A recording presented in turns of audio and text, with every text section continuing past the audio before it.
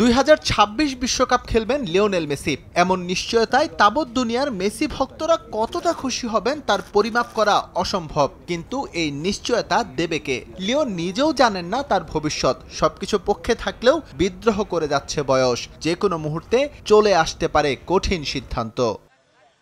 Competitive club football থেকে দূরে থাকতে ইউরোপ ছেড়ে আমেরিকায় পাড়ি জমিয়েছিলেন সর্বকালের সেরা। সেখানে গিয়েও কি নিস্তার পেয়েছেন তিনি? দুটো মেজর ইনজুরিতে লম্বা সময় মাঠের বাইরে থাকতে হয়েছে তাকে।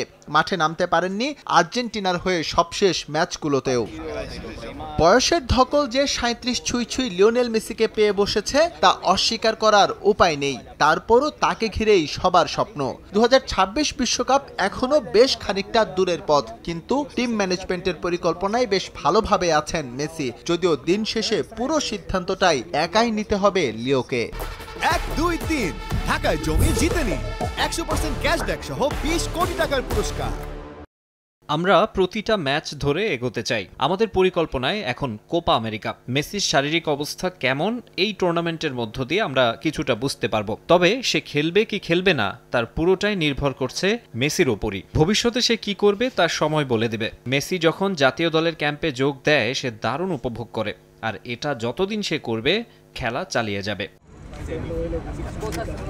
বিশ্বকাপের পর ল্যাতিন অঞ্চলের বাছাই বাদে বেশ কিছু ফিফা ফ্রেন্ডলি খেলেছে আর্জেন্টিনা। সেসব ম্যাচে তুলনামূলক সহজ প্রতিপক্ষ ছিল আলবিসেলেস্তেদের। এবার সে বিষয়টি নিয়ে ভাবছে ম্যানেজমেন্ট। একই সঙ্গে আগামীর কথা চিন্তা করে তরুণ ফুটবলার স্কাউটিং এর ক্ষেত্রেও মনোযোগ দিতে চায় এএফএ।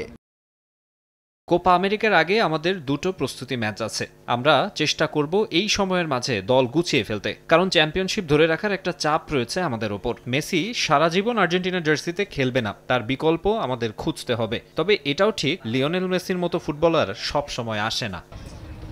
আগামী 9 জুন ফিফা ফ্রেন্ডলিতে ইকুয়েডরের মুখোমুখি হবে আর্জেন্টিনা। ম্যাচটি শিকাগোর সোলজার ফিল্ডে অনুষ্ঠিত হওয়ার কথা থাকলেও এএফএ চেষ্টা করছে সেটা সরিয়ে বুয়েনোস এইরেসে নিতে। এস এম ইকবাল, সময় সংবাদ।